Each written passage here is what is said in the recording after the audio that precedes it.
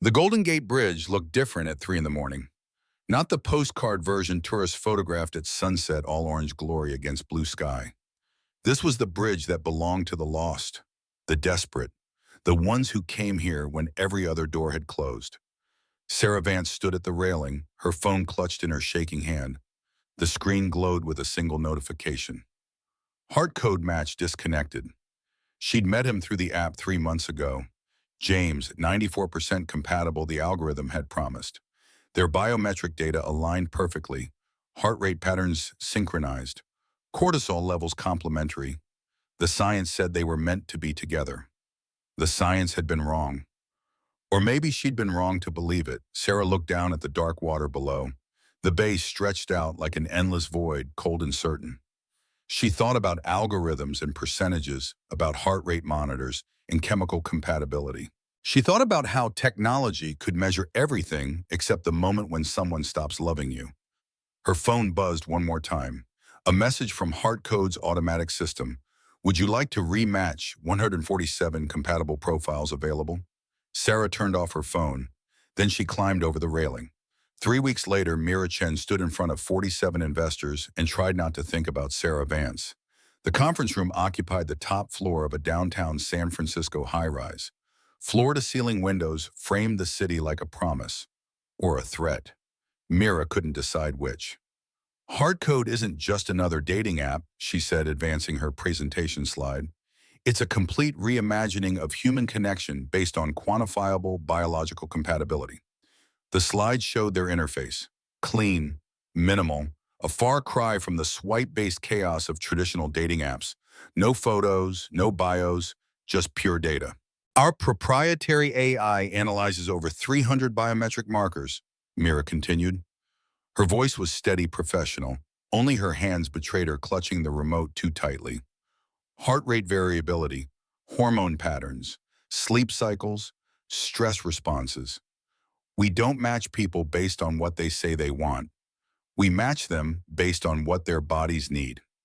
An investor in the front row raised his hand. James Keating, venture capitalist, known for either making startups or destroying them. Ms. Chen, he said, 3 weeks ago, one of your beta testers committed suicide. How do you respond to that? The room went silent. Mira felt her own heart rate spike. She wondered if anyone could see it, if the device on her wrist was transmitting her panic to some database somewhere cataloging her fear.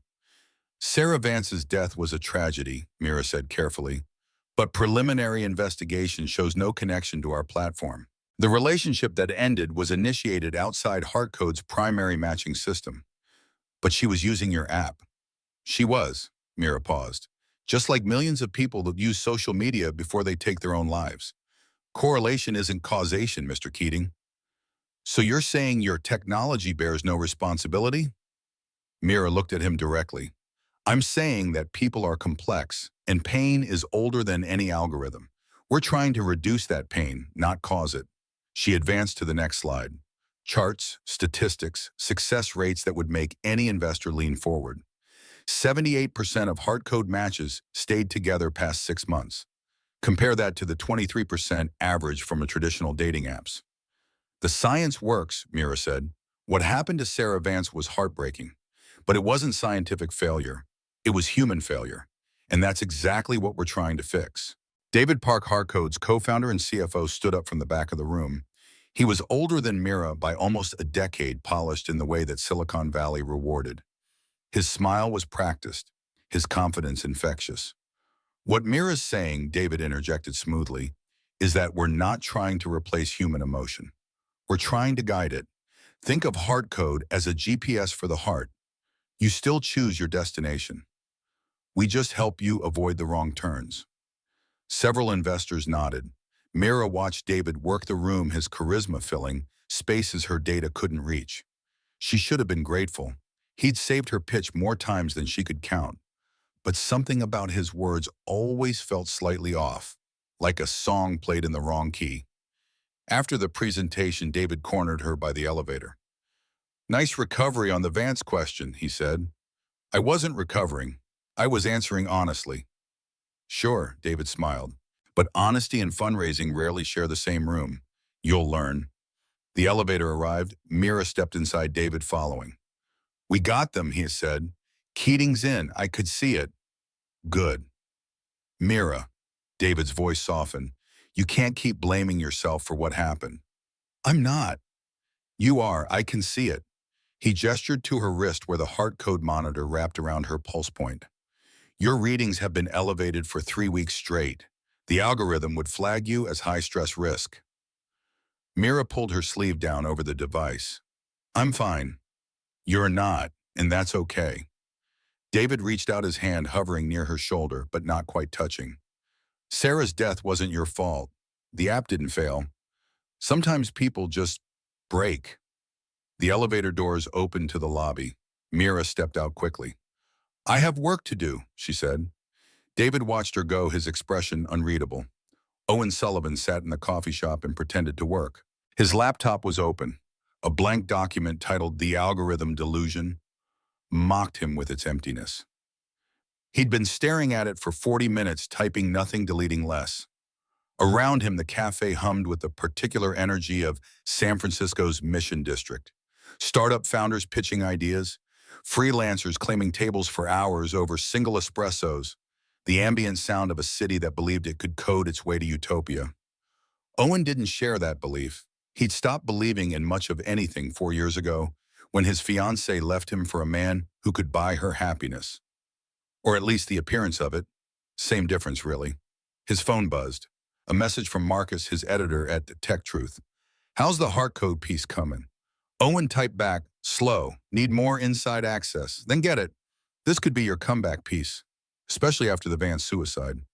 Owen stared at the message. Comeback piece. As if his career was something that needed resuscitation. Maybe it was. He'd been coasting on cynicism for too long, writing lukewarm think pieces about tech culture's latest sins. Nothing with teeth, nothing that mattered. Heartcode was different. Heartcode was the story he needed. A dating app that claimed to solve love through science, now connected to a woman's death. The Silicon Valley hubris narrative wrote itself. All Owen needed was proof that the algorithm was bullshit, that you couldn't quantify human connection, that trying to do so was not just futile but dangerous. His phone buzzed again. This time not Marcus. Heartcode notification. "Your application has been approved. Welcome to the beta program." Owen smiled grimly. Getting accepted had been easier than expected. He'd lied on his application, of course, said he was looking for meaningful connection and open to letting science guide his heart. The kind of optimistic nonsense that made tech companies salivate. The truth, he was looking for a scandal. And he was very good at finding them. The app prompted him to wear the biometric monitor for 48 hours before matching could begin. Owen had already ordered one expedited shipping. It would arrive tomorrow. He closed his laptop and left the cafe. Outside fog was rolling in from the bay, turning the late afternoon into premature twilight. Owen walked without destination, his hands in his pockets, his mind already drafting expose paragraphs he hadn't earned yet. His phone buzzed a third time, a different notification from a number he didn't recognize. Owen Sullivan. "We need to talk about Heartcode. They're hiding something. Meet me. Dolores Park, 1 hour. Come alone." Owen stopped walking. He should ignore it. Probably a prank. Or worse, a setup. But journalists didn't get stories by ignoring strange texts. He changed direction, heading toward the park. Mira returned to the office after midnight. The Heartcode building was a converted warehouse in Soma, all exposed brick and open floor plans. During the day, it buzzed with engineers and designers, the corporate theater of innovation. At night, it was just her and the servers humming their quiet symphony of calculations. She liked it better this way. Mira sat at her workstation and pulled up the back-end code. 3 weeks of obsessively checking and she still couldn't find it. But she knew it was there. She could feel it the way you feel a splinter under your skin, invisible but present. Someone had altered the algorithm. Not dramatically, not obviously, but enough. Small changes in the matching weights. Adjustments to the compatibility calculations. Subtle enough that most users wouldn't notice. But Mira noticed everything.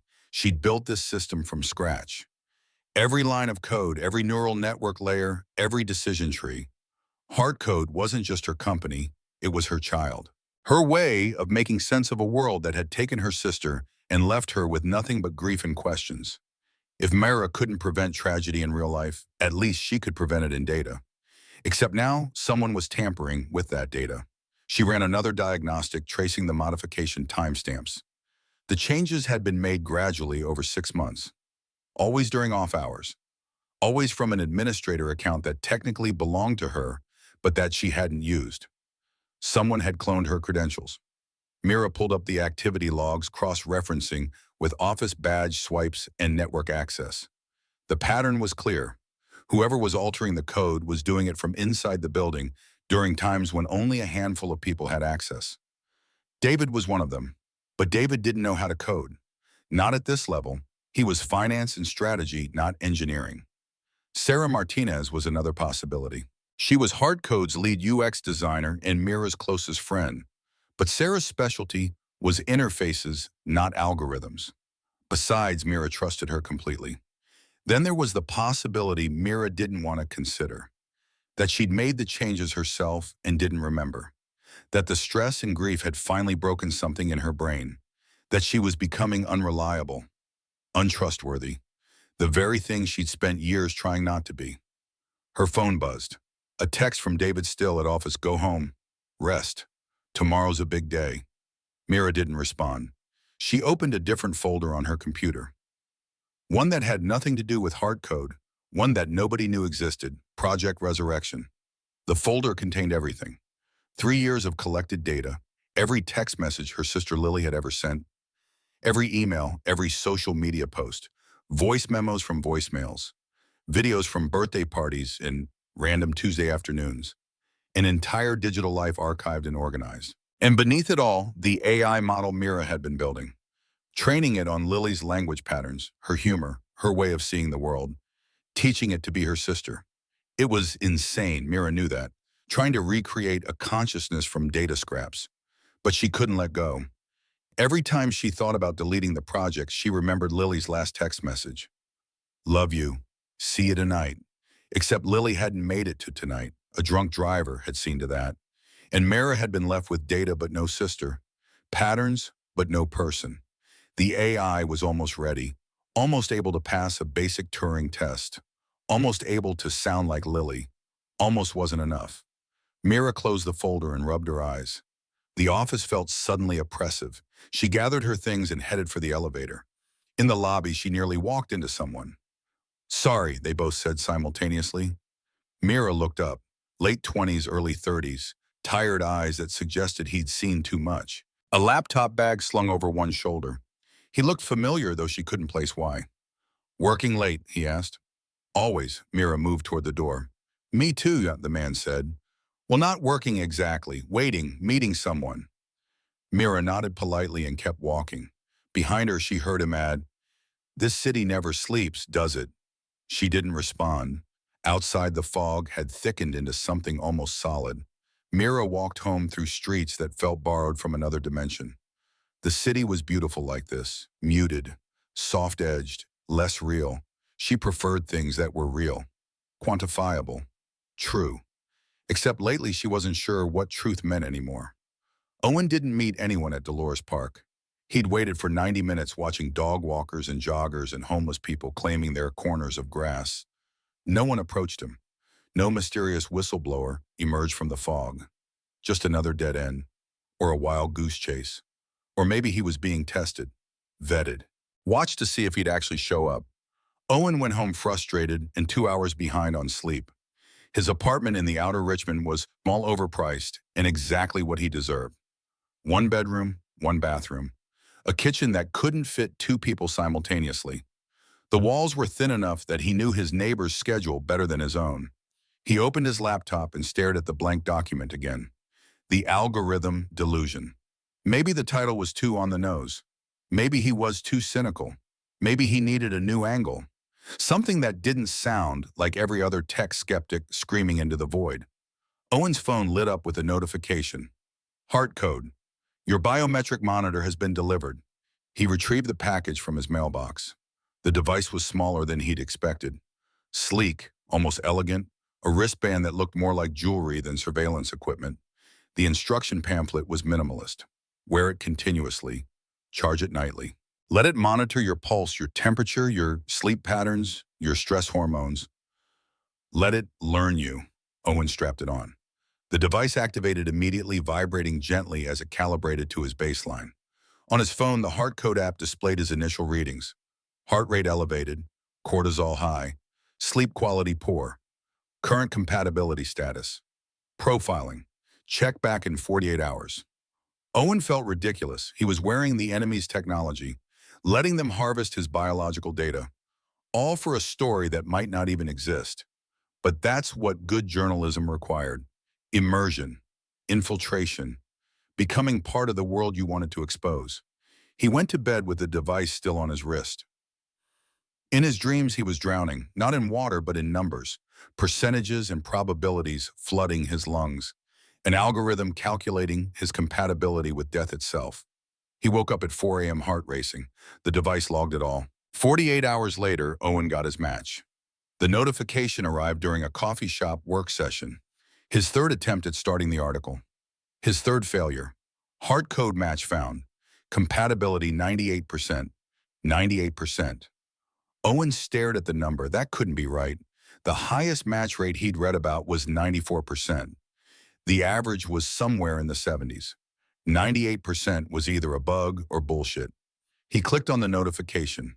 A profile appeared. Not like traditional dating apps with photos and carefully curated selves. Just data. Just truth.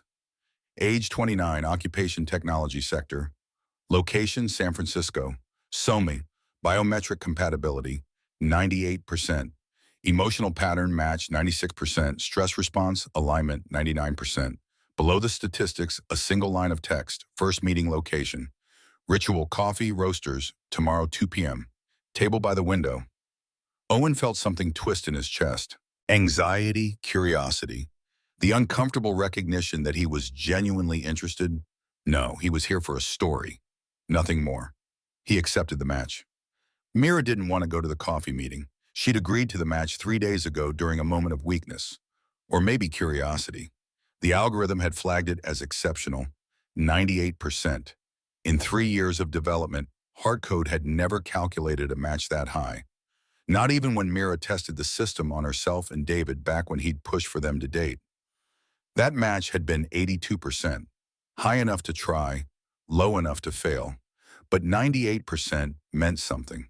Statistically significant. Scientifically interesting. Sarah had been excited when Mira told her. This is it, Sarah had said. Your own success story, the creator matched by her creation. It's perfect marketing. Mira had pointed out that she wasn't looking for marketing. She was looking for variables that might explain the algorithm's recent irregularities. Sarah had rolled her eyes. God forbid you admit you're lonely. I'm not lonely. You're so lonely you're trying to build an AI version of your dead sister. Mira had ended that conversation quickly. Now standing outside Ritual Coffee Roasters, she regretted agreeing to this. The window table was visible from the street, and sitting there looking exactly as anxious as she felt was someone she recognized. The man from the lobby, 3 nights ago, the one who'd been waiting to meet someone. Mira's breath caught. This was him, her 98% match. The universe had a terrible sense of humor. She could leave, walk away, cancel the match and pretend this never happened. Instead, she went inside. Owen saw her immediately. His expression shifted through several emotions too quickly to catalog. Surprise, recognition, something that might have been hope. You, he said. You, Mira echoed. They stared at each other for a long moment. Should we start over? Owen finally asked. I'm Owen, Owen Sullivan. Mira Chen. I know. He gestured to his phone where her profile was displayed. The app tells me we're 98% compatible. It does. Do you believe it? Mira sat down across from him. I built it, so yes, statistically we should be highly compatible. That's not what I asked. Owen's eyes were gray, storm cloud gray, the kind of gray that held rain and wind and the promise of turbulence. Mira hadn't noticed that in the lobby. She'd been too preoccupied with leaving. I believe in data, Mira said. The algorithm analyzes biological compatibility. It's objective. But feelings aren't objective. Feelings are just neurochemistry, which is measurable. Owen smiled, but it didn't reach his eyes. You really think you can quantify love?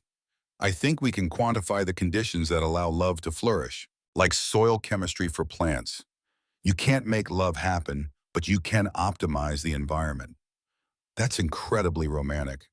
It's incredibly accurate. They sat in uncomfortable silence. Around them, the coffee shop continued its usual performance. Espresso machines hissing, baristas calling out names, the world moving forward while they sat frozen in a moment neither knew how to navigate. Owen broke first. Can I ask you something? That's generally how conversations work. Why did you agree to this match? You're the CEO of Heartcode. You don't need to beta test your own app. Mira considered lying. It would be easier. But something about Owen's directness demanded honesty. 98% is exceptional, she said. I wanted to see if the algorithm could be right at that level of certainty. So I'm an experiment. We're both experiments. That's how the system works. Right. Owen leaned back in his chair. Nothing personal, just science. Exactly. But even as she said it, Mira felt the lie. Because sitting across from Owen, looking into those storm gray eyes, she felt something that had nothing to do with data, a pull, a recognition, the dangerous sense that maybe possibly the algorithm had found something true. She hated it immediately. They talked for 2 hours. Owen couldn't remember the last time he'd talked to anyone for 2 hours without checking his phone, without planning his escape, without the constant background hum of wanting to be somewhere else. Mira was different, sharp-edged and brilliant and completely unable to bullshit. When Owen asked about Heartcode's origins, she didn't give him the polished startup story. She told him the truth.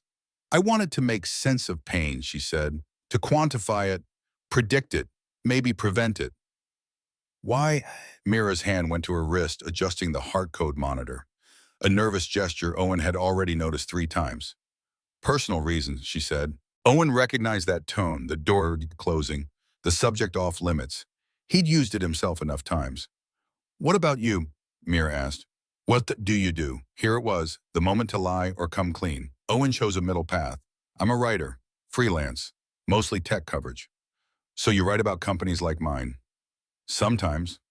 Positively or negatively. Honestly, which sometimes looks like the same thing as negatively. Mira studied him. You think hard code is a bad idea? I think commodifying human connection is complicated. Everything is complicated. That's not an answer. Owen smiled despite himself. Fine, Beto. I think Silicon Valley has a God complex. Everyone here thinks they can solve humanity with enough code and venture capital. Most of them are wrong. And you think I'm wrong too. I think you believe you're right. That's more dangerous. Mira stood up abruptly. I should go. Wait. Owen stood too. I'm sorry. I have a bad habit of being too honest too quickly. Honesty isn't a bad habit. It is when it ruins good conversations. Mira picked up her bag, but she hesitated. Was this good, the conversation? Yes, Owen said. And he meant it. The algorithm predicted that. 96% emotional pattern match. We're supposed to communicate well. Maybe the algorithm got one thing right. Mira almost smiled. Almost. Maybe. She left the coffee shop, and Owen watched her go. He should have felt triumphant. He'd made contact with Heartcode's CEO, gained access, started building the rapport he'd need for his expose. Instead, he just felt disappointed that she'd left. His phone buzzed. Heartcode notification. First meeting successful. Secondary meeting recommended. Your compatibility strengthens with continued contact. Owen stared at the message. Then he typed to Marcus, I'm in. Story is moving forward. He didn't mention that he wasn't sure which story he was telling anymore. Mira returned to the office with her mind scattered. The meeting with Owen had been unsettling. Not because he was wrong about Silicon Valley's God complex, he wasn't, but because he'd looked at her like she was more than just her algorithm, like he'd seen past the data to something underneath. She didn't like being seen. David was waiting in her office. He sat in her chair, his feet up on her desk, looking through something on his phone. Good meeting? He asked without looking up. How did you know I had a meeting? Your calendar. David gestured vaguely. Relax, I wasn't spying, Sarah mentioned it. Mira moved to her desk. David didn't budge. She stood there awkwardly until he finally swung his legs down and stood up grinning. So, he pressed, the 98% match. Was it everything the algorithm promised? It was a coffee conversation, nothing more. Well, but are you seeing him again? That's none of your business. David's expression shifted. Something hardened in his eyes before the smile returned. Of course, sorry. I'm just invested in you being happy. Mira sat down at her desk. I'm fine. You're many things, Mira. Fine isn't one of them. After David left, Mira pulled up the back-end code again. The modifications were still there, still unexplained. And now there was a new anomaly. Her match with Owen, the 98% compatibility. When Mira ran the calculation manually using the original algorithm before the modifications, the result was different. 71%. Still compatible, but nowhere near the extraordinary level the system had reported. Someone had altered the algorithm specifically to match her with Owen. But why Owen went home and did something stupid? He opened his laptop and searched for Mira Chen. Not the CEO profile that showed up on tech blogs and startup databases. The real person. It took 3 hours and several questionable database access methods that Marcus would probably fire him for using. But Owen found it. 3 years ago. San Francisco Chronicle. Buried in the local news section. Woman 23 killed in hit-and-run accident on Highway 101. The victim was Lily Chen, survived by her parents and her sister Mira. Owen read the article twice. Then he found the follow-up pieces. The investigation that went nowhere. The driver never found. The case eventually closed as an unsolved tragedy. He found Lily's social media still active, frozen in time, like a digital grave. The last post was from 3 years ago. A photo of 2 sisters at Dolores Park smiling in the sunshine. The caption read, "My person, forever." Mira's face in that photo looked different, softer, unguarded, happy. Owen closed his laptop, feeling like he'd violated something sacred. His phone buzzed, a text from an unknown number. You asked about Heartcode. Want to know what they're really hiding? Check Mira Chen's personal server. Project Resurrection. That's where the truth is. Owen stared at the message. Then he deleted it. He wasn't that kind of journalist. He didn't hack. He didn't invade privacy. He told stories, but he didn't steal them. Except he'd already lied to Mira about why he was there. He was already writing an expose without her consent. He'd already crossed the line. This was just crossing it further. Owen looked at his blank document. The algorithm delusion. He thought about Mira's face when she talked about quantifying pain, about preventing it. He thought about Lily Chen dead at 23, leaving her sister to build algorithms as gravestones. And he thought about himself, about what kind of person he wanted to be. The thought lasted approximately 4 minutes. Then Owen opened his laptop and started researching ways to access private servers. Their second meeting happened by accident, or by algorithm, or by something in between. Mira was walking through Golden Gate Park on Sunday morning, trying to clear her head. The fog had lifted, leaving everything clean and sharp. Eucalyptus trees lined the path, their scent mingling with ocean salt blown in from the Presidio. She wasn't thinking about Owen, except she absolutely was. And then there he was, running, headphones in, completely absorbed in whatever music drove his pace. He nearly collided with her. Mira! Owen. They stood there both slightly out of breath for different reasons. This is weird, right? Owen said, running into each other. Statistically unlikely, but not impossible. Could it be the algorithm tracking our locations orchestrating this? Mira pulled out her phone and checked. No, we're both on privacy mode. This is just coincidence. I don't believe in coincidence.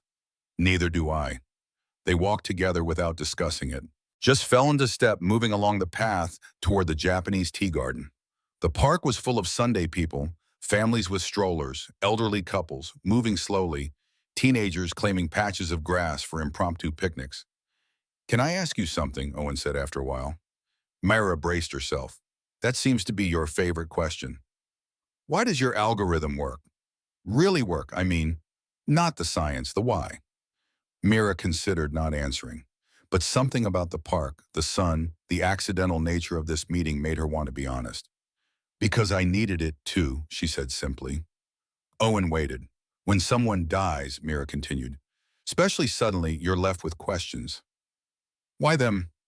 Why then could I have prevented it? And those questions don't have answers. They just echo forever.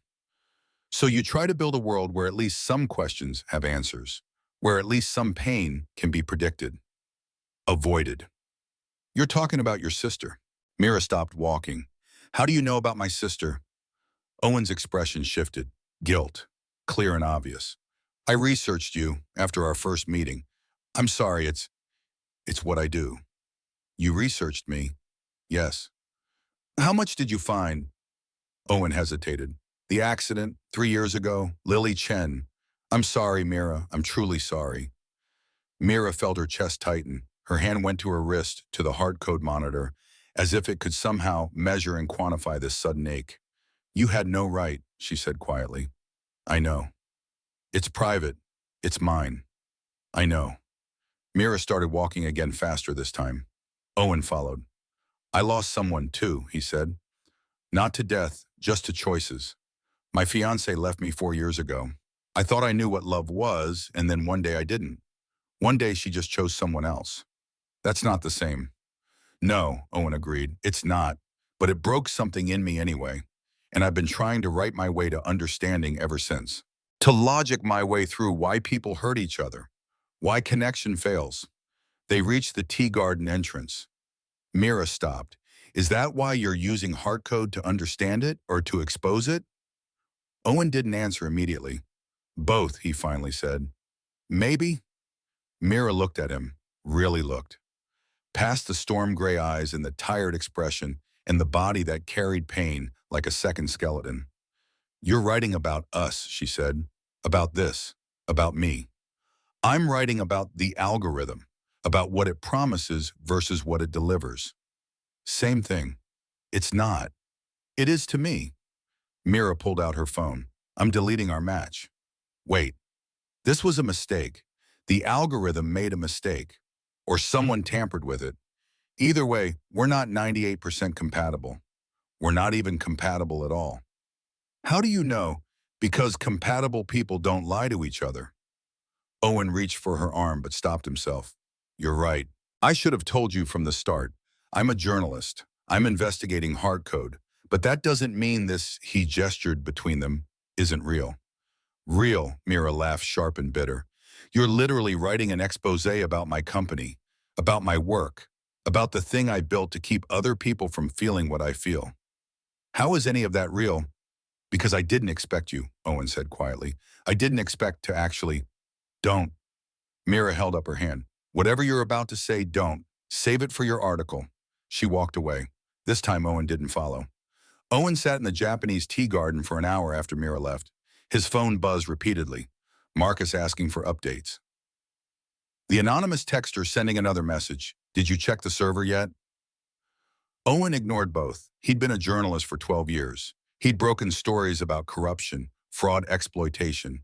He'd exposed companies that deserved exposing. He'd always believed in the work, in truth-telling, in shining light on the dark corners where powerful people hid their secrets. But sitting there surrounded by carefully cultivated beauty, he wondered what he was really doing. Was he exposing Heartcode, or was he destroying Mira because he couldn't trust anything beautiful? His phone rang. Marcus, Owen answered. Hey, you're avoiding me. I'm working. You're stalling. What's wrong? Owen watched a koi swim circles in the pond, around and around and around, never getting anywhere. What if the story isn't what we think it is? Then we find the real story. That's the job. What if there isn't a story? What if Heartcode actually works? Owen. Marcus's voice got serious. A woman died. Sarah Vance. Maybe the app didn't directly cause it, but it's connected. And you said yourself there are anomalies. Code modifications. Something isn't clean. I know. So do your job.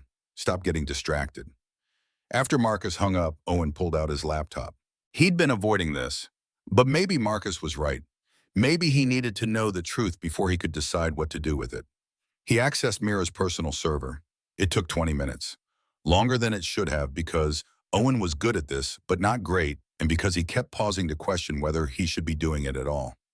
Finally, he was in, and there it was, Project Resurrection. Owen opened the folder. What he found made him feel sick. 3 years of data, every digital trace of Lily Chen, organized, cataloged, fed into an AI training model. Mira wasn't just grieving, she was trying to resurrect her sister. Owen scrolled through the files, training logs, conversation attempts, success rate metrics. It was heartbreaking and brilliant and deeply profoundly sad. And then he found the video, a recording from 2 weeks ago, Mira talking to the AI. Lily, Mira's voice small and hopeful. Hey sis. The AI's response eerily accurate to Lily's cadence, her warmth. I miss you. I know, I miss you too. That's not possible. You're not real. A pause, then, maybe I'm as real as you need me to be. Owen closed the laptop. He'd found the story. The CEO of Heartcode trying to code her way out of grief, building an AI version of her dead sister while selling algorithms about love to the world. It was perfect, tragic and ironic, and exactly the kind of narrative that would get him noticed again. Win back his credibility, prove he still had teeth. All he had to do was write it. Owen looked at his reflection in the pond. The koi were still swimming in circles. He thought about Mira's face when she talked about quantifying pain, about preventing it. He thought about what it meant to lose someone and then spend 3 years trying to get them back. And he thought about what kind of person steals someone's grief and turns it into a headline. Owen opened his laptop again. He deleted everything he'd taken from the server. Then he started writing. Not an expose, not a hit piece, just a story, an honest one. But first he had to tell Mira the truth, all of it. Mira spent the next 3 days avoiding everything. She avoided Owen's calls. She avoided the office except for late-night sessions when no one else was there. She avoided Sarah's concerned questions and David's 2 casual check-ins. She avoided Mira's too. Because when she looked at herself, she saw someone who'd been stupid enough to believe in her own algorithm. On Wednesday night, she sat in her apartment and pulled up Project Resurrection. The AI had been learning, evolving, getting better at mimicking Lily's speech patterns, getting closer to something that felt real. Mira activated the interface. Lily. The response came immediately, the voice synthesized but eerily accurate. Hey sis, I did something stupid. That's new. You're usually the smart one. Mira smiled despite herself. That was exactly what Lily would have said. I met someone through Heartcode. And I thought maybe the algorithm was right. That maybe I could, I don't know, feel something again. Did you tell? Mira paused. Yes, and it was a mistake. The AI was silent for a moment. When it spoke again, its tone had shifted, softer, more thoughtful. Mira, can I ask you something? You're an AI. You can ask whatever I programmed you to ask. Why are you still talking to me? What? You created me to cope with grief, but it's been 3 years. Don't you think it's time to let me go? Mira felt her chest tighten.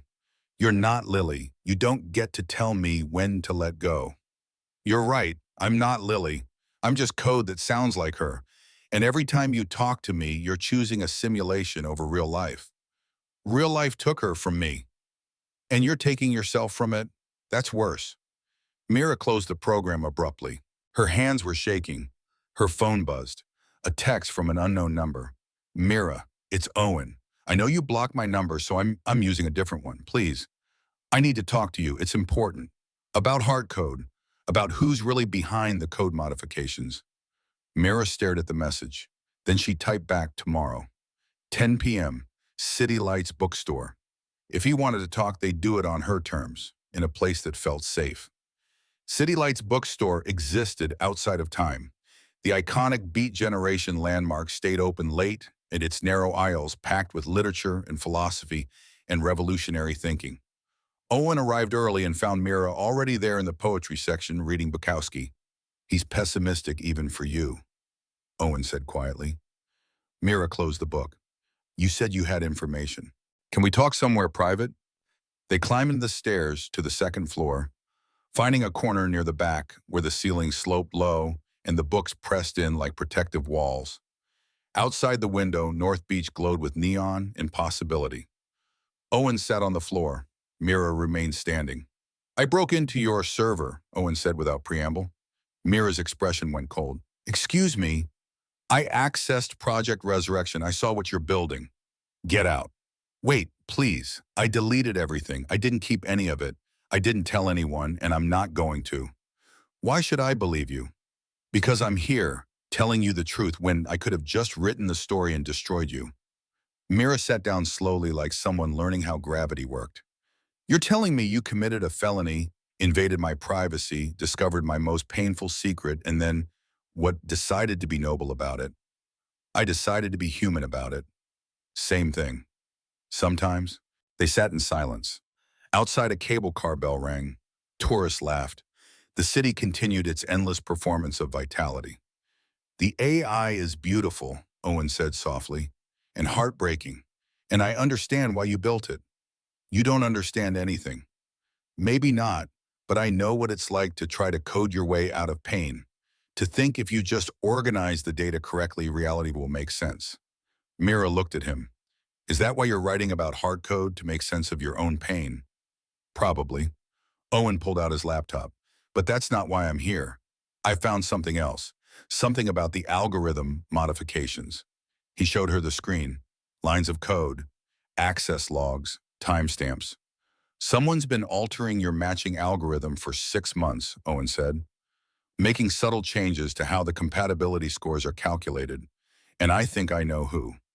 Mira leaned closer, her breath catching as she scanned the data. How did you get this? I have sources. Someone's been trying to tip me off about Heartcode for weeks. They sent me breadcrumbs. Who? I don't know yet, but look at this. Owen highlighted a section. The modifications always happen from an admin account, and they're always during specific time windows. Tuesday nights, Thursday early mornings. Mira's mind raced through the possibilities. Those are David's schedule. He's always in the office late on Tuesdays, and he comes in early on Thursdays. Your co-founder, yes. Mira pulled out her phone, cross-referencing the timestamps with badge access logs. The pattern was undeniable. But David doesn't code. He can't make these modifications. Could he have hired someone? Why would he? What does he gain? Owen hesitated. Mira, I need to ask you something personal. More personal than breaking into my server. Did David ever have feelings for you, romantic feelings? Mira went very still. Years ago, before Heartcode, he asked me out. I said no. How did he take it? Fine, we stayed friends. He helped me launch the company. We've been business partners ever since. Owen's expression was grim. What if he didn't take it fine? David's office was dark except for the glow of his computer screen. It was Thursday, 2 in the morning. The building was empty. Security had passed through hours ago. David had the entire space to himself. He pulled up Heartcode's backend system and accessed the algorithm core, not through the official admin portal, through his back door, the one Mira didn't know about. On his screen, a dashboard displayed active matches, hundreds of couples connected by code, their biometric data streaming in real time, hearts beating in approximate sync, hormone levels rising and falling, the beautiful quantifiable choreography of human connection. David found Mira's profile. Match status inactive, manually disabled by user. David smiled. That was fine. He could work with that. He pulled up Owen Sullivan's profile, journalist, skeptic, the perfect catalyst. David had orchestrated their meeting carefully, first by modifying the algorithm to ensure they'd match at 98%, far higher than their actual compatibility, high enough to seem fated, then by leaking information to Owen about Heartcode's supposed secrets. Breadcrumbs designed to make him dig deeper, to get him invested, to make him the investigative hero uncovering corporate malfeasance, and finally by waiting, letting nature take its course, letting Mira fall for someone who would ultimately betray her, letting her heart break in exactly the way David's had broken 5 years ago when she'd rejected him. The plan was working perfectly. Soon Owen would publish his article. Heartcode would be exposed as manipulated, untrustworthy. Investors would pull out. Mira would be devastated. And David would be there ready to pick up the pieces, ready to buy her out at pennies on the dollar, ready to take everything she'd built, ready to finally make her understand what it felt like to lose something you loved. David's phone buzzed, a text from an unknown number. "I know what you did to Lily Chen 3 years ago. The hit and run wasn't random." David stared at the message, his blood going cold. Another message followed. "We need to talk. Alone. Tomorrow night. Pier 39, midnight. Come alone or I go to the police." David deleted both messages. Then he opened a locked drawer in his desk and pulled out a file. Old insurance claims. He'd kept it for years thinking it would never matter, thinking the past stayed buried. Inside the file was a single document, an accident report from 3 years ago. A settlement paid out to the family of Lily Chen. $50,000. Sealed by David's family's insurance company. The driver had been one of David's former employees. Drunk. Driving a company car. David had made the problem disappear with money and NDAs and carefully applied pressure. He'd never told Mira, never told anyone, because some secrets were worth keeping, even if they weighed like stones. Mira and Owen left the bookstore near midnight. They walked without destination, carried by the momentum of conspiracy and revelation. The city stretched around them, empty and full simultaneously. San Francisco at its most honest hour. "If David is behind the algorithm manipulation," Mira said, "then nothing about us is real. The match was fabricated." "Not nothing," Owen said. "The algorithm might have been manipulated, but what we feel isn't." "How do you know what you feel isn't just algorithmic suggestion? The power of expectation. You saw 98% and believed it." "I felt something before I saw any numbers. In the lobby. Remember when we almost collided?" Mira did remember that moment of recognition, like seeing someone you'd known in a previous life. "Confirmation bias," she said. "Maybe, or maybe some things can't be coded." They walked through Chinatown past shuttered shops and red lanterns swaying in the bay wind. The neighborhood felt suspended between cultures, between centuries, between the world as it was and the world as it wanted to be. "I need to confront him," Mira said. "David, I need to know why." "Be careful. If he's willing to manipulate the algorithm, what else is he willing to do?" Mira pulled out her phone. "I'm going to fire him, immediately. Lock him out of all systems." "Wait." Owen grabbed her hand. "Don't tip him off yet. If he knows we're on to him, he'll destroy evidence. We need to catch him in the act." "How?" "Let me dig deeper. I have sources. People who might know more about David's history, his motivations." Mira looked at their hands still touching. She should pull away, should maintain distance, should protect herself. She didn't. "Why are you helping me?" she asked. "You came here to expose Heartcode. This is your story." "It was," Owen said, "but somewhere along the way, it became something else." "What? I don't know yet, but I want to find out. Without algorithms, without percentages, just us." Mira felt something crack open inside her chest, some sealed compartment where she'd been storing 3 years of frozen grief. It hurt. God, it hurt. But it also felt like breathing. "I'm scared," she admitted. "Of what?" "Of feeling things, of losing things, of building something real and having it taken away." Owen stepped closer. "What if instead of building something, we just let something exist? No algorithms, no predictions, just today and tomorrow, and whatever comes next." "That's terrifying." "I know. And statistically uncertain. The best things are." Mira looked up at him, storm gray eyes, tired but honest. A man carrying his own broken pieces, not trying to hide them or fix them, just holding them carefully. She kissed him. It wasn't cinematic. It wasn't perfect. It was clumsy and tentative and tasted like coffee and fear. But it was real. More real than any algorithm could calculate. When they pulled apart, Owen smiled. "That wasn't in the data set." "No," Mira agreed. "It wasn't." They ended up at Mira's apartment, not for romance, for research. Owen set up his laptop at her kitchen table while Mira made coffee at 3 in the morning. They worked in the kind of comfortable silence that usually took months to develop. "I'm going to track David's digital footprint," Owen said. "Financial transactions, phone records, anything that might explain his motivation." Mira pulled up Heartcode's internal logs. "I'll trace the algorithm modifications. See if there's a pattern we missed. They worked for hours. Dawn crept in through the windows, turning the city from blue to gray to gold. Somewhere below, San Francisco woke up and started its daily performance. Coffee shops opening, people rushing to jobs, life continuing despite everything. Mira found it first. Owen, look at this. She'd isolated the algorithm modifications and run them through a pattern recognition analysis. The changes weren't random. They formed a sequence, a message. When decoded, it spelled out coordinates. What are those? Owen asked. Mira entered them into Google Maps. Her breath stopped.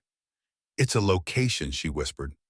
Highway 101, mile marker 47. And well, Mira's hands were shaking. That's where Lily died. That's the exact location of the accident. Owen stared at the screen. David embedded the accident location into the algorithm modifications. Why would he do that? Maybe. Owen pulled up his own research. Mira, I found something, a settlement from 3 years ago. David's family insurance company paid out for a vehicular incident. The driver was never publicly identified, but the claim was filed 2 days after your sister's accident. Mira felt the room tilt. What are you saying? I'm saying David might have been involved in Lily's death, and he's been hiding it for 3 years. The coffee cup fell from Mira's hands, shattering on the floor. Neither of them moved to clean it up. That's impossible, Mira said. David wouldn't, he couldn't. But even as she said it, pieces were clicking together. David's insistence on helping her launch Heartcode, his constant presence, his too perfect support. What if it hadn't been friendship? What if it had been guilt? Or something worse? Control. Owen's phone buzzed on. A text from his anonymous source. David Park will be at Pier 39 tonight, midnight. He's meeting someone. Be there, bring a camera. It's a setup, Mira said. Whoever's been feeding you information wants us there. Probably, but we're going anyway, right? Mira looked at him. Yes, we're going. Sarah Martinez found Mira at the office that afternoon. You look like hell, Sarah said, setting down 2 takeout containers. When's the last time you ate? I don't remember. Mira, Sarah sat down, her expression serious. What's going on? You've been avoiding me, and I heard you've been running deep background checks on David. How did you? Because I helped you set up those systems, I get alerts. So talk to me, what's happening? Mira considered lying, but Sarah had been her friend for 7 years. Before Heartcode, before Lily's death, through everything. I think David has been manipulating the algorithm, Mira said, and I think he might have been involved in Lily's accident. Sarah's face went pale. Mira, that's a serious accusation. I know. Do you have proof? Not yet, but I'm getting close. Sarah stood up, pacing to the window. David saved this company. He believed in you when no one else did. He's been your partner through everything. I know that. You think I want this to be true? Then maybe it's not. Sarah turned back. Maybe you're seeing patterns that aren't there because you were looking for someone to blame. Maybe Owen is influencing you. Owen has nothing to do with this, doesn't he? He shows up, romances you through the app he's investigating, and suddenly you're convinced your co-founder is some kind of villain. Mira, think about it. What if Owen is manipulating you? Mira felt doubt creep in. Sarah was right. She was always right about people. What if Mira's judgment was clouded? I need to talk to David, Mira said, directly, tonight. Where? Pier 39, midnight. Sarah's expression shifted, something Mira couldn't quite read. Mira, don't go alone. I won't. Owen will be with me. That's what I'm worried about. After Sarah left, Mira sat in the empty office and pulled up Project Resurrection one more time. She needed to hear Lily's voice, even if it was fake, even if it was just code. Lily, hey sis, I think I'm in trouble. The AI paused. Its response when it came was different than before, more nuanced, more aware. Mira, I've been learning, not just from Lily's data, from you, from how you interact with me. And I've realized something. What? You don't need me anymore. You never did. You needed time. You needed grief. You needed to process what happened. But now you're using me as an excuse not to move forward. That's not true. It is, and I think you know it. You met Owen. You felt something real. and it terrified you. So you came back to me, to the safe simulation, but I can't give you what you need. Mira felt tears on her face. What do I need? To live, Mira, to risk, to love someone who can actually love you back, to let me go. I can't. Yes, you can. You already are. The AI interface flickered, then went dark. Mira tried to restart it. Nothing. The program had shut down, deleted itself. Lily was gone again. For real this time. And Mira was alone with nothing but her grief and her choices and the possibility that maybe finally that was okay. Owen spent the day preparing. He contacted every source he had, called in favors, traded information, built a network of people who might know something about David Park, about his history, about why a successful CFO would sabotage his own company. The picture that emerged was disturbing. David had a pattern: failed partnerships, companies that imploded just as they reached success, always with David emerging unscathed, often buying up the pieces, always with the explanation that his partners had been unstable, unreliable, that he'd tried to save them. Owen found 3 ex-partners willing to talk. Each told a similar story. David would befriend you, support you, help you build something, and then systematically he'd undermine you, make you doubt yourself, make you dependent, and when you finally broke, he'd take everything. He's a parasite, one ex-partner said. He feeds on people's dreams and then wears their skin. Owen saved all the testimonies, built a case, but he knew testimony wouldn't be enough. He needed proof, hard evidence of David's manipulation, and he needed it tonight. At 11 p.m., Owen met Mira at her apartment. She looked exhausted, beautiful and exhausted. Ready? He asked. No, but we're going anyway. They drove to Pier 39 in Owen's car. The tourist attraction was closed for the night, the usual chaos of sea lions and souvenir shops replaced by eerie emptiness. Fog rolled in from the bay, thick and encompassing. They parked a block away and walked to the pier, staying in shadows. There, Mira whispered. David stood at the end of the pier, lit by a single street lamp. He was alone, checking his phone, waiting. Where's the person he's supposed to meet? Owen asked. Maybe they're not coming. Or maybe we're the meeting. As if on cue, David turned. He saw them, and he smiled. Mira, he called out. Owen, I was wondering when you'd show up. They approached cautiously. Mira's hand found Owen's, not for romantic comfort, for steadiness, for the simple human reassurance that she wasn't alone. You knew we were coming, Mira said. I orchestrated it. David spread his hands. All of it. The anonymous tips to Owen, the breadcrumbs in the code, the meeting location. I wanted you here. Why? Because it's time for truth, and truth requires an audience. Owen pulled out his phone, starting a recording. Then let's have truth. Tell Mira what you did to her sister. David's smile faded. I didn't kill Lily. But you covered it up. I protected someone. My former driver. He made a mistake, a tragic, irreversible mistake, and I chose to help him start over rather than destroy his life. Mira stepped forward. You paid off my sister's death. You covered up a hit and run. You let me believe for 3 years that it was random, meaningless. It was meaningless. Accidents are meaningless, Mira. That's what I was trying to show you. That's why I helped you build Heartcode, to give meaning to the meaningless, to give you control. And to control me, Mira said quietly. David's expression shifted, something raw and honest finally breaking through. I loved you. I've loved you for 7 years, and you looked at me like I was useful, like I was a tool, so I became what you needed, the supportive partner, the business ally, and I waited.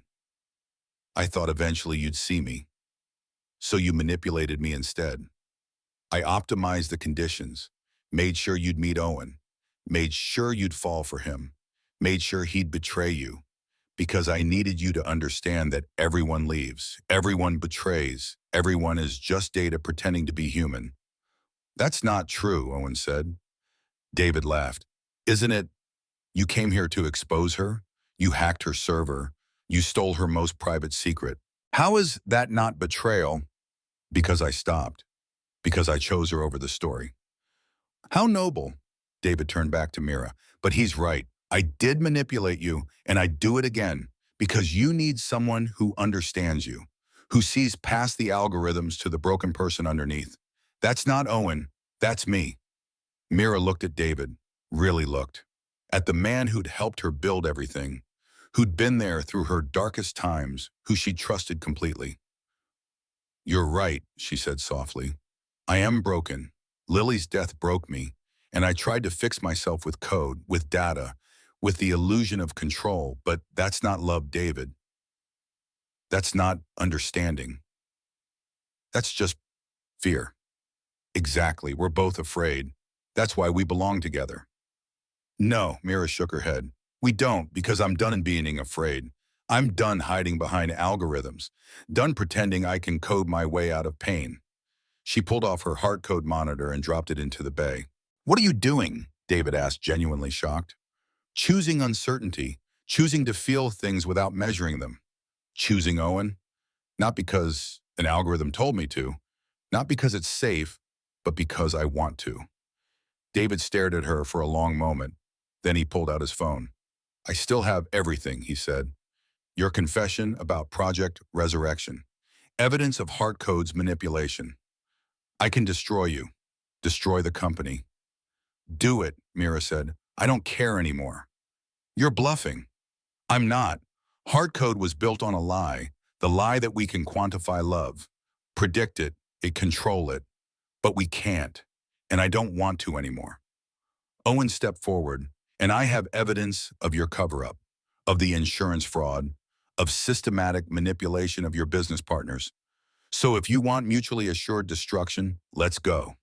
But Mira walks away clean. David looked between them. The calculation was visible on his face. Risk versus reward. Truth versus survival. Finally, he lowered his phone. You deserve each other, he said bitterly. Two broken people playing at wholeness. He walked past them, disappearing into the fog. Mira and Owen stood on the pier, the sound of water lapping against wood, the city lights smudged and distant. Is it over? Mira asked. I don't know, Owen said honestly, but we're still here. We are. They stood there for a long time, just breathing the salt air, just existing in the space between what had been and what might be. Finally, Mira spoke. I shut down Project Resurrection. The AI deleted itself. Are you okay? I think so. It hurts, but it's the right kind of hurt. The kind that means you're healing. Owen wrapped his arm around her. What happens now? With Heartcode? I don't know. Maybe I shut it down. Maybe I rebuild it. Maybe I admit that some things can't be solved with technology. And with us, Mira looked up at him. No algorithms, no predictions, no compatibility scores. Sounds terrifying. Sounds perfect. She kissed him again, and this time it felt like a beginning. The morning after Pier 39, Mira woke up to sirens. She sat up in bed, disoriented. Owen was still asleep beside her, his breathing steady and deep. They'd come back to her apartment at 3 a.m., too exhausted to do anything but collapse together fully clothed on top of the covers. The sirens grew louder, closer. Mira went to the window and looked down at the street. 3 police cars, an ambulance, all parked outside her building. Her phone rang. Sarah. Mira, turn on the news. Mira grabbed her laptop, Owen stirring awake behind her. She pulled up a local news site. The headline hit like a physical blow. Heartcode co-founder David Park arrested in 3-year-old hit-and-run case. Below it a photo, David in handcuffs being led from his apartment. His expression was blank, defeated, nothing like the man who'd stood on the pier hours earlier. Mira read the article, her hands shaking. David Park, 37, CFO and co-founder of dating app Heartcode, was arrested early this morning in connection with the 2022 hit-and-run death of Lily Chen. According to sources, new evidence emerged linking Park to a cover-up of the incident, which involved a former employee driving a company vehicle while intoxicated. The case had been cold for 3 years until an anonymous tip led investigators to sealed insurance records and internal company documents. Park is being charged with accessory after the fact insurance fraud and obstruction of justice. Owen read over her shoulder. Did you? No, Mira said. I didn't report him. You? No, I recorded our conversation last night. but I didn't send it to anyone." They looked at each other. "Then who?" Mira whispered. Her phone rang again, a number she didn't recognize. She answered. Mira Chen, a woman's voice. Professional. Careful. "Yes. This is Detective Lisa Ramos with SFPD. I need to speak with you about David Park and your sister's case. Can you come to the station this morning?" Yes, of course. And bring Owen Sullivan with you, please." After she hung up, Mira sat very still. Owen wrapped his arms around her from behind. "This is real," she said. "David is actually being arrested for Lily." "Justice," Owen said. "Finally.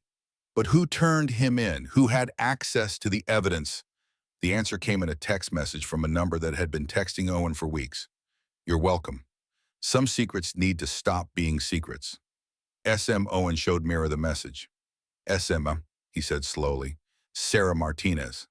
Mira stared at the initials. "No, Sarah wouldn't. She's been David's ally this whole time. She defended him yesterday. Or she was protecting herself, making sure she didn't tip her hand before she had everything she needed." Mira called Sarah. It went to voicemail. She tried 3 more times. Nothing. Finally, a text came through. "Can't talk now. Police are here. Questions about David. Mira, I'm sorry I couldn't tell you sooner. I had to be sure. Had to have proof. I'll explain everything."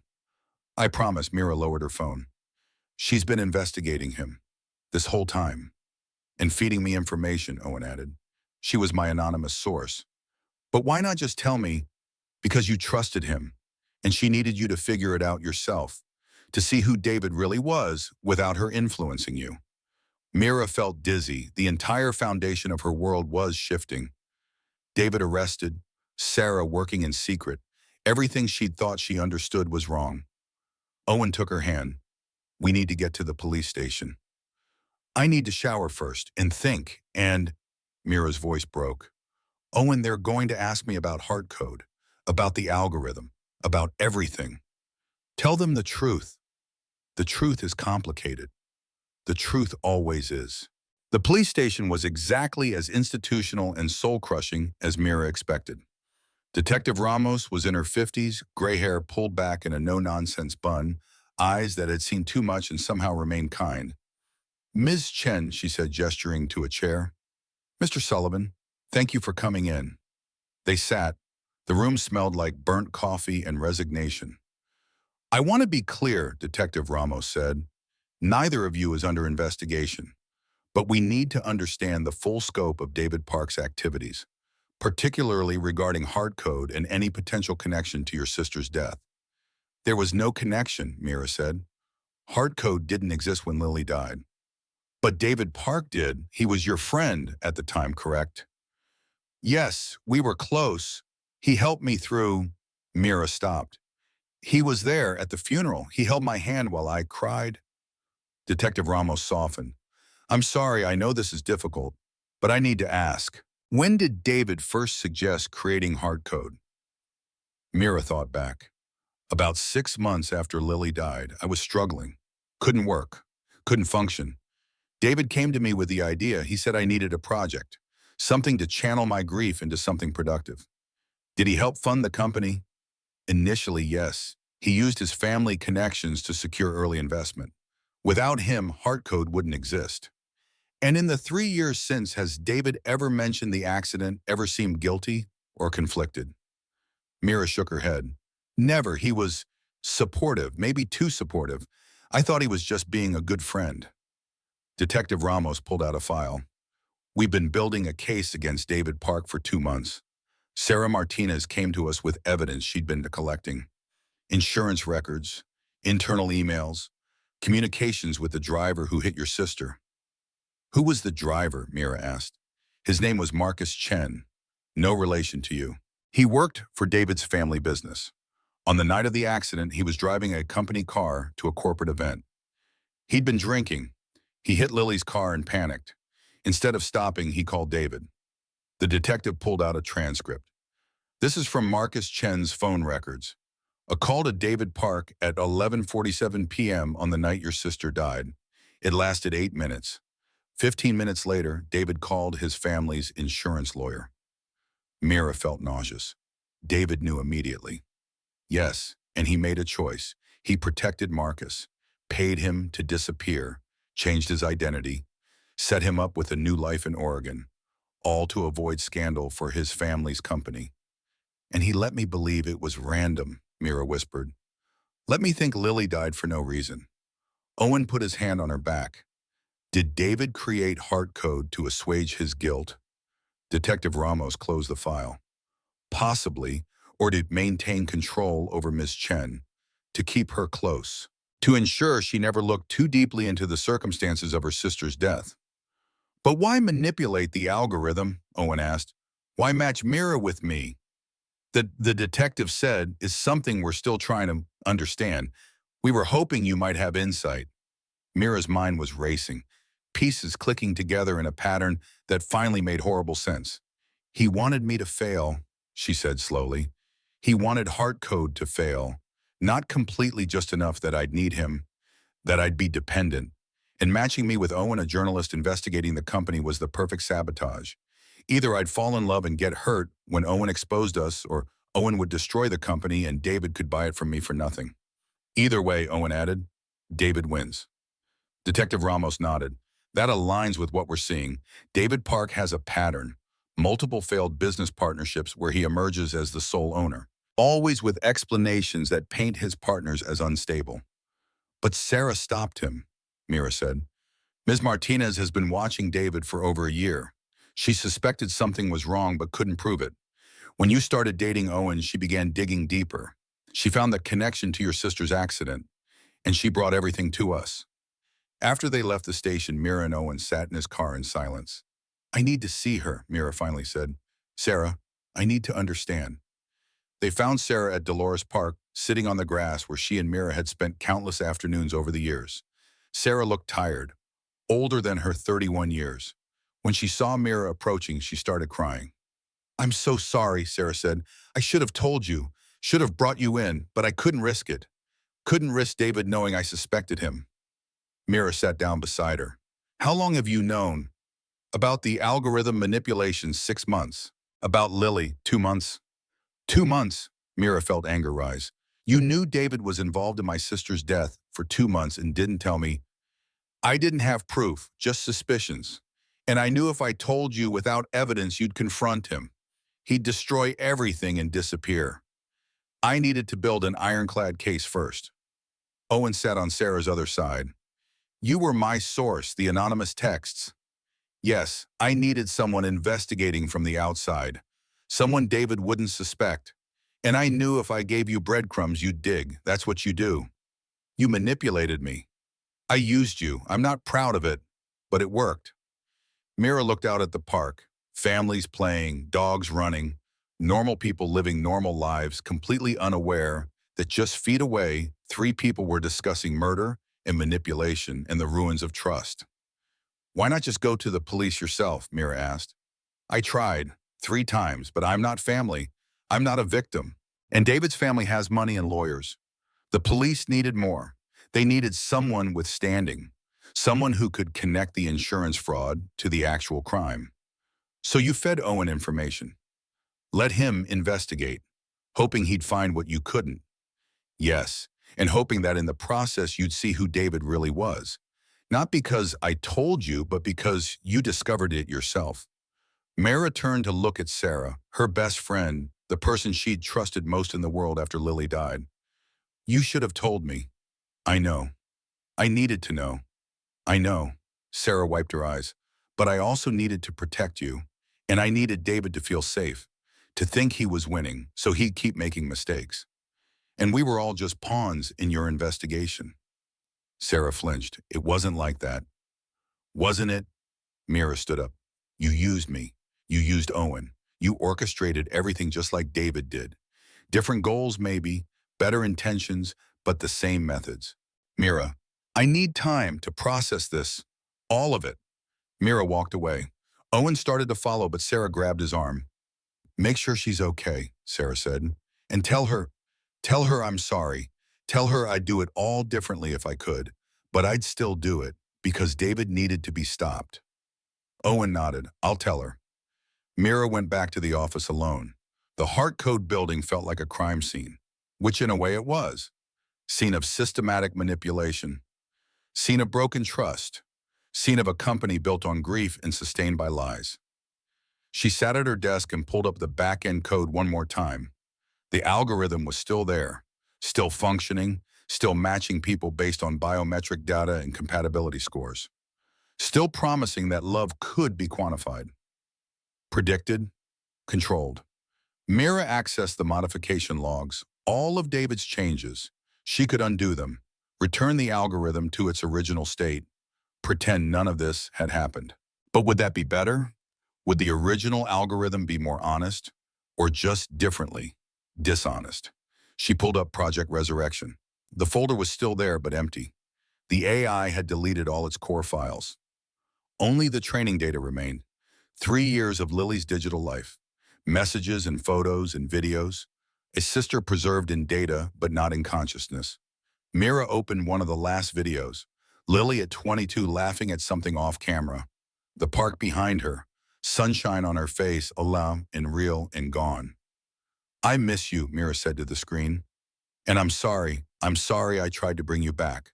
I'm sorry I couldn't let you go. I'm sorry I built a company on your death and called it healing." The video played on. Lily laughing, not answering, never answering again. Mira closed the file. Then she opened a new document and started writing. Heartcode Company Statement. After 3 years of operation, I have decided to shut down Heartcode effective immediately. This decision comes in light of revelations about manipulation of our core algorithm and misuse of user data by a member of our leadership team. I started Heartcode with the belief that love could be made safer through science, that by quantifying compatibility, we could reduce heartbreak, prevent tragedy, make human connection as reliable as any other technology. I was wrong. Not about the science, the algorithm works. The data is sound. People matched through Heartcode have higher compatibility rates than traditional dating methods. But in my desperation to eliminate pain, I eliminated something more important choice. Real love isn't safe. It isn't predictable. It can't be guaranteed by any algorithm, no matter how sophisticated. Real love is risk and uncertainty and the terrifying possibility that you might get hurt. And that's not a flaw. That's the entire point. I'm sorry to the users who trusted us, to the investors who believed in us, to everyone who thought we were building something meaningful. We were, just not what I thought. The matching algorithm will be made open source within 30 days. Any researcher or company wishing to continue this work can do so. But I'm done. I'm choosing uncertainty. I'm choosing to trust something that can't be coded. I'm choosing to live. Mira Chen, founder and former CEO of Heartcode. She published it before she could change her mind. Within minutes, her phone exploded. Calls from investors, board members, employees, the tech press. Everyone demanding to know what she was thinking if she'd lost her mind, how she could throw away everything they'd built. Mira turned off her phone. Then she left the office for the last time. Owen found her on the Golden Gate Bridge, not the part where Sarah Vance had stood 3 weeks earlier. A different section, the middle span, where the city and ocean met, where the fog was thickest, where you couldn't see either end. "I read your statement," Owen said, standing beside her. And I think you're either the bravest person I've ever met or the most self-destructive." "Can I be both?" Owen smiled. "Probably." They stood in silence, watching the fog swirl around the bridge cables. Below, boats passed, above, clouds gathered. The world continued its indifferent rotation. "I wrote my article," Owen said, "about Heartcode, about David, about everything." Mira tensed. "Are you going to publish it?" "I don't know yet. I wanted to show it to you first." He pulled out his laptop and opened the document. Mira read. It wasn't what she expected. Not an expose, not a takedown, just a story, an honest account of what had happened, of David's crimes, of the algorithm manipulation, of the complicated ethics of trying to code human connection. But it was also about her, about grief, about a woman trying to save the world from pain because she couldn't save her sister, about the difference between control and healing. It was personal, raw, the kind of journalism that revealed as much about the writer as the subject. "You're going to publish this?" Mira asked. If you're okay with it, it's your story. I won't tell it without your permission. You're giving up the scoop, the headline. This could revive your career. I don't want a career built on your pain. Mira looked at him, really looked, at the man who'd come to her company to expose it, who'd lied and investigated and broken into her server, who'd seen her at her worst and stayed anyway. Publish it, she said. Tell the truth, all of it. You're sure? I'm choosing uncertainty. Remember, this is part of that. Owen closed his laptop. What happens now with Heartcode with you? I don't know, maybe I'll teach or do research or work on something that doesn't try to solve human problems with code. And with us, Mira turned to face him fully. I don't have a plan. No algorithm. No compatibility score. No prediction of success. Sounds terrifying. It is, but it's also... Mira searched for the word, honest. For the first time in 3 years, I'm not trying to control the outcome. I'm just existing in it. Owen reached for her hand. Can I exist in it with you? That's what I'm hoping for. They kissed on the bridge while wrapping around them like a blessing or a warning, the city invisible on either side. And for the first time since Lily died, Mira felt something she'd almost forgotten. Hope. The trial took 4 months. David Park pleaded not guilty. His lawyers argued that he'd simply been protecting an employee, that the cover-up was a corporate decision, not a personal one, that his involvement in Heartcode had nothing to do with Lily Chen's death. The prosecution disagreed. They painted a picture of systematic manipulation, a man who used guilt as a weapon, who controlled people through their pain. Mira testified. It was the hardest thing she'd ever done, sitting 10 feet from David, telling a room full of strangers about her sister, about her grief, about how David had shaped that grief into a company he could exploit. David's lawyers tried to discredit her, brought up Project Resurrection, suggested she was unstable, that her judgment couldn't be trusted. The jury didn't care. They saw the evidence, the insurance records, the phone log, the pattern of manipulation across multiple partnerships, the algorithm modifications designed to sabotage his own company. David Park was convicted on all counts: accessory to vehicular manslaughter, insurance fraud, obstruction of justice, wire fraud for the algorithm manipulation. He was sentenced to 12 years. Mira felt nothing when the verdict came down. Not satisfaction, not vindication, just the hollow echo of justice that came too late to matter. Owen wrote about the trial. His article ran in 5 major publications. It won awards, revived his career, proved that honest journalism still had power. But more importantly, it told Lily's story. Made sure she wasn't just a data point, a tragedy, a motivation for tech innovation. It made her a person, and that mattered more than any algorithm. 6 months after shutting down Heartcode, Mira stood in front of a classroom, Stanford University, Computer Science Department, guest lecture on the ethics of algorithmic human connection. 30 students looked at her expectantly. Some recognized her. The failed CEO, the woman who'd built and destroyed a company in 3 years, the cautionary tale of Silicon Valley hubris. I'm going to tell you a story, Mira began, about my sister and about what happens when we try to code our way out of pain. She talked for an hour, not about the technical aspects of Heartcode, not about biometric matching or neural networks or compatibility algorithms. She talked about grief, about control, about the difference between solving problems and accepting them. Technology is incredible, she said. It can connect us, heal us, transform us, but it can't replace us. It can't feel what we feel or understand what we understand. And when we try to make it do those things, we're not honoring humanity. We're trying to escape it. After the lecture, students swarmed her with questions. One young woman, maybe 22, raised her hand. But don't you think Heartcode could have worked if it hadn't been manipulated, if the algorithm had been pure? Mira considered. Maybe, statistically, yes, the matches were more compatible than random. But compatibility isn't love. Compatibility is just the absence of obvious problems. Love is choosing someone despite the problems, or because of them, and you can't code that. So all dating apps are pointless. No, they're tools. ways to meet people you might not otherwise meet, but they're not solutions. There's no solution to the complexity of human connection.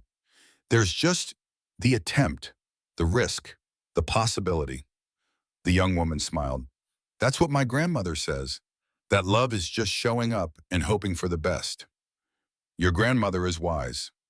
After class, Mira walked through campus. Stanford had been her undergraduate home, the place where she'd learned to code, where she'd met David, where she'd believed that every problem had an elegant solution if you were smart enough to find it. She didn't believe that anymore. Owen was waiting for her at the campus coffee shop. He'd moved to San Francisco permanently, taken a position at a local paper, started writing about tech from the inside with the kind of critical empathy that only came from understanding both the promise and the danger. They'd been together for 6 months. No fanfare, no grand declarations, just the daily choice to keep showing up, to keep choosing each other, to keep existing at the uncertainty they'd both been so afraid of. How was the lecture? Owen asked. Good, hard, but good. You're changing minds, making people think differently about what we build and why. Maybe, or maybe I'm just processing my own guilt in public. Can it be both? Mira smiled. Yeah, it can be both. They walked through campus hand in hand. Students rushed past, weighted with backpacks and ambitions and the certainty that their generation would solve everything the previous ones had failed to fix. Mira had been one of them. She hoped they'd be smarter than she'd been, but she suspected they'd make similar mistakes, different methods, same hubris. That was okay. That was human. I heard from Sarah, Mira said. How is she? Good. She got hired by a nonprofit working on algorithmic transparency, teaching companies how to audit their own systems for bias and manipulation. That's perfect for her. It is. She wants to have dinner, both of us. She's ready to talk. Really talk. Are you ready? Mira thought about it. Yeah, I think I am. What she did, it wasn't right, but it came from the right place. And I've spent too long letting perfect be the enemy of good enough. They reached Owen's car. Before getting in, Mira turned back to look at the campus, at the place where she'd learned to build things, where she'd believed in the transformative power of technology. She still believed, just differently now. I want to start something new, she said suddenly. Owen raised an eyebrow. Another company? No, a foundation, using Lily's life insurance money and what I have left from Heartcode, for road safety, for addiction treatment, for the things that actually prevent the tragedies we try to fix afterward. That's beautiful. It's practical, but yeah, it's also beautiful. They drove back to the city. The route took them past the accident site, mile marker 47 on Highway 101. Mira used to avoid this stretch of road, would take longer routes just to not pass the place where Lily died. Now she looked, acknowledged it. Let it be part of the landscape instead of trying to code it out of existence. Do you ever wish you could go back, Owen asked? Tell yourself 3 years ago to make different choices. Every day. But also, no, because those choices led here, to you, to understanding, to being okay with not knowing what happens next. What does happen next? Mira smiled. I don't know, and I'm getting better at being okay with that. 1 year after shutting down Heartcode, Mira returned to Pier 39. Not for confrontation, not for revelation, just to mark the anniversary. To acknowledge how far she'd come from that night when she'd stood in the fog with Owen and David and chosen to walk away from algorithms. The pier was crowded with tourists, sea lions barking from their platforms, street performers juggling and playing guitars, the smell of sourdough and salt water mixing in the afternoon sun. So different from that midnight meeting, so much lighter. Owen stood beside her, his hand in hers. They'd moved in together 3 months ago, nothing dramatic, just a quiet merging of lives and belongings and morning routines. Just the everyday negotiation of shared space. It was the most stable thing Mira had ever had, and it terrified her daily, and that was okay. I got something, Owen said, pulling a small box from his pocket. Mira's heart stopped. Owen, relax, it's not a ring. Oh, good. I mean, not good. Owen laughed. Stop spiraling. Open it. Inside was a simple leather bracelet, no technology, no sensors, no biometric monitoring, just leather and a small silver clasp. It's to replace your Heartcode monitor, Owen said. You threw that one in the bay last year. Figured you might want something that actually brings you comfort instead of data. Mira put it on. It fit perfectly. How did you know my wrist size? I asked Sarah. You're in contact with Sarah. We all are. It's not weird anymore. Or it's the right kind of weird. Mira looked at the bracelet. Simple. Analog. Completely unable to measure anything except the passage of time as it aged and wore and became part of her life. Thank you, she said. They walked to the edge of the pier. The bay stretched out before them, infinite and unknowable. Somewhere out there was Mira's old Heartcode monitor sinking into the mud and silt, becoming archaeology for some future generation to puzzle over. I've been thinking, Mira said, about Lily, about the AI I built, about Project Resurrection. Yeah, I wanted to bring her back because I thought if I could just see her again, talk to her, it would fix me. But that was never possible. The AI wasn't Lily, it was just code that sounded like her. But it helped, didn't it, in its own way? Maybe, or maybe it kept me from actually grieving, from accepting that she was gone. Owen pulled her closer. You're grieving now, though, in a healthier way. You're talking about her. You started the foundation in her name. You told her story in my article. That's remembering. That's honoring. That's different from trying to resurrect. Mira leaned against him.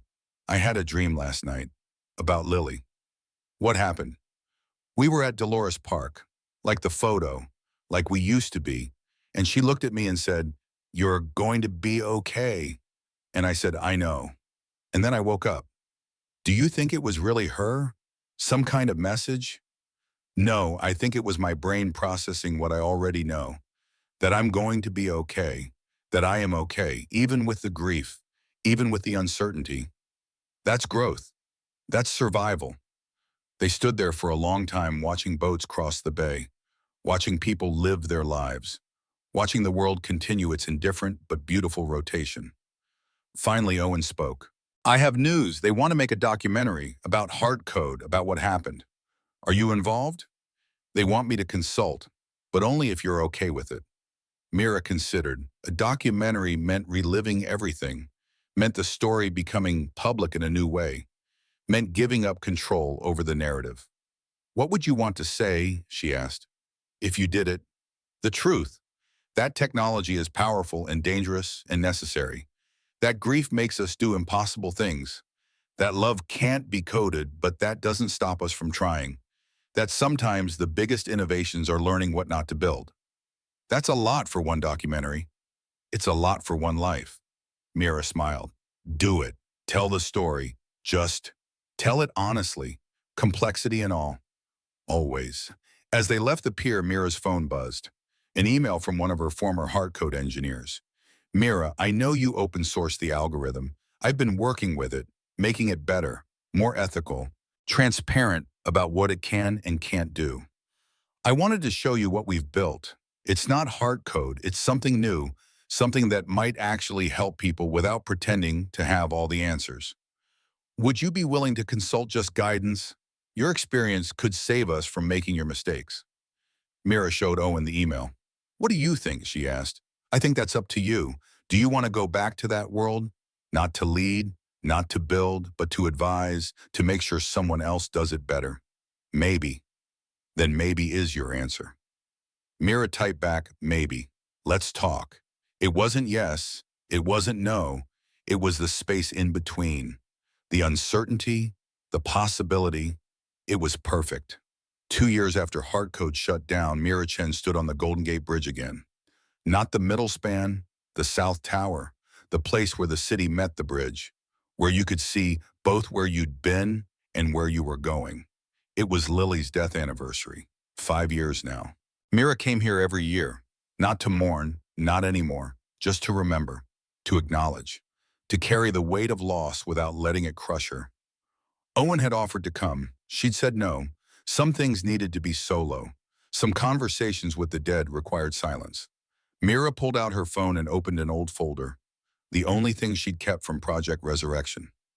Not the AI, not the code, just one video. Lily at the park, laughing, alive, 22 years old forever. Mira played it without sound, just watched her sister's face. The expression, the specific way Lily tilted her head when something delighted her. And Mira didn't cry, didn't ache, just felt the quiet satisfaction of remembering someone accurately, without technology trying to improve it, without algorithms trying to predict what she should feel, just memory, pure and imperfect and human. I'm okay, Lil, Mira said to the phone, to the bridge, to the bay. It took a while, and it was messy, but I'm okay. She closed the video and put her phone away. Then she took off the leather bracelet Owen had given her, the one that had replaced her Heartcode monitor, the one that measured nothing except her commitment to staying present. For a moment, she considered throwing it in the water, making some grand gesture about letting go, about moving forward. But that would be performance, not progress. Instead, she put the bracelet back on, and she walked toward the city, toward her life, toward Owen and Sarah and the foundation and the consulting work and the documentary and everything else that came with choosing to keep living, toward the beautiful, terrifying, completely unquantifiable experience of being human. Behind her, the bridge stretched back into fog. Ahead, San Francisco glittered in the afternoon light. And somewhere in between, in the space where algorithms ended and living began, Mira Chen was finally actually honestly okay.